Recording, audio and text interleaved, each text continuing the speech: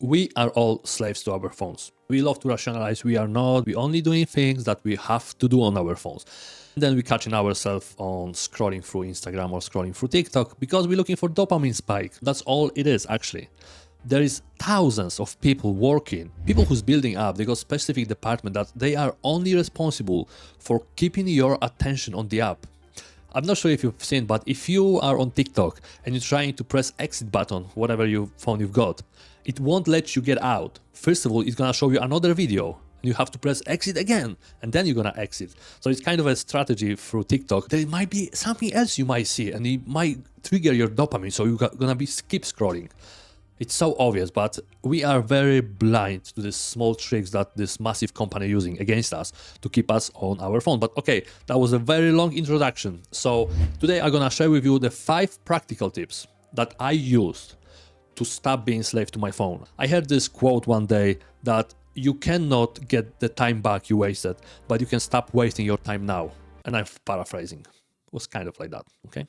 Tip number 1, and I believe the most impactful advice I can give you today to stop being slave to your phone, is use your phone as a communication tool. That's how it used to be. I'm not sure if you remember the times where cell phones was literally the tools to phone someone and send the text. There was nothing more on it.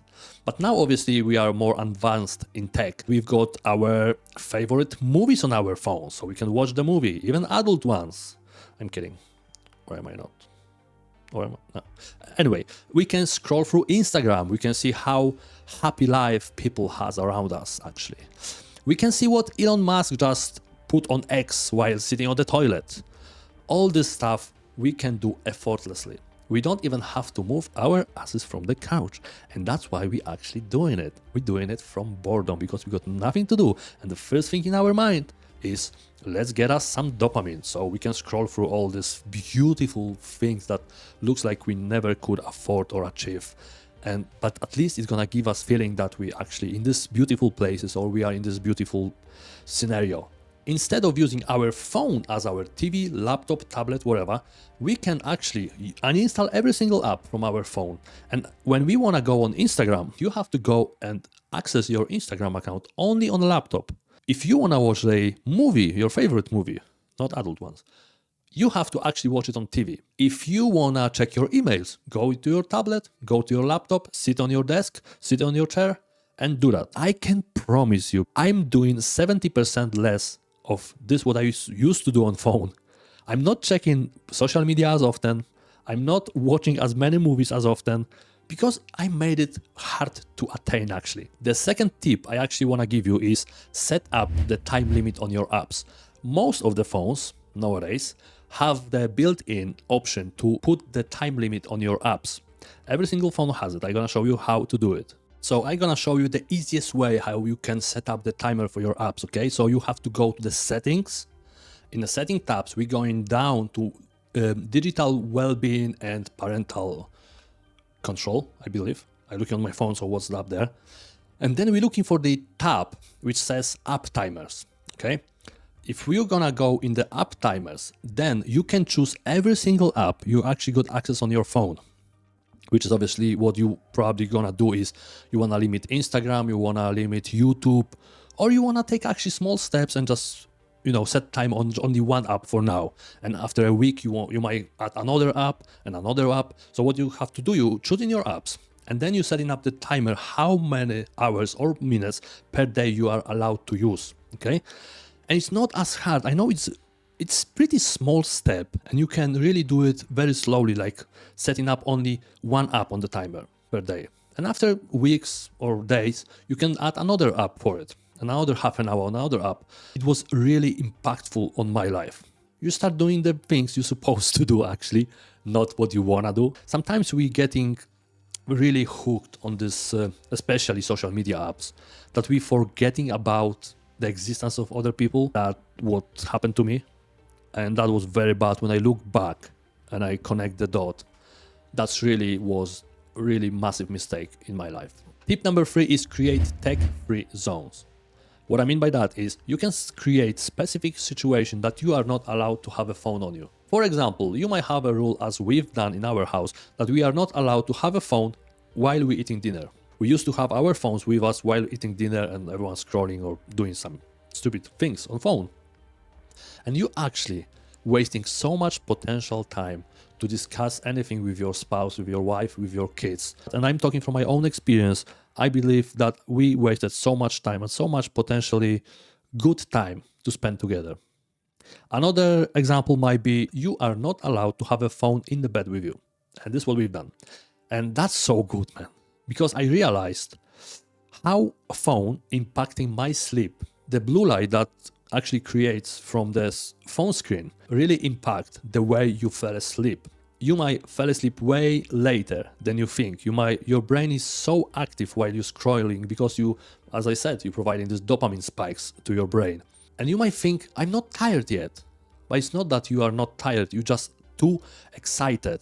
That's why you don't feel like you want to fall asleep. And the next tip is actually turn off the notification on your phone. And I know it might sound a bit overwhelming, okay? Because most likely, unless you're using any app to do that, you might have to go on every single app and then you have to allow or not allow to send a notification to your phone. But it's really impactful. So you can do that by going to your settings on your phone.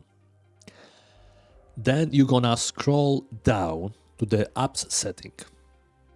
And then you're simply gonna type what kind of application you wanna turn off or take the permission away to give a send notification on.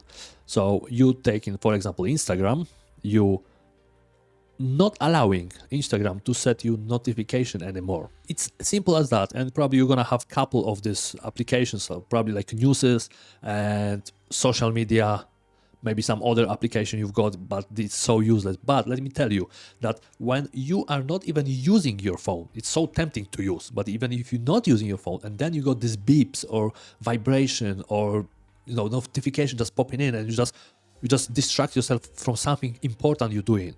And then you're going on your phone. That's how it works. Is even if it's only notification from, I don't know, it's a weather change. You at the same time straight away thinking about, oh, actually I have to check something on Instagram. It's so weird, but it is how it is, okay? And you know that, and I know that. So that's the tip number 4. Tip number 5, last but not least, very important tip, is give your phone a spot in your house. Think about it. You always put the key in the same place. And your boots have a specific corner in your house. Why not create the spot for your phone? After every phone call, you're not carrying your phone in your pocket. It just has a specific spot in a drawer or somewhere on the shelf that you at least trying to put it back every single time after you phone call someone or you texted someone. It's very hard because it's obviously old habit to carry your phone with you. And trust me, I've got that same. I'm still fighting with it. I'm still trying to create new habit of putting my phone always away. I got specific spot in my kitchen desk, putting my phone back up there after I use it. But it's so hard when you don't have your phone next to you all the time or in a visible spot when your eye actually can catch it.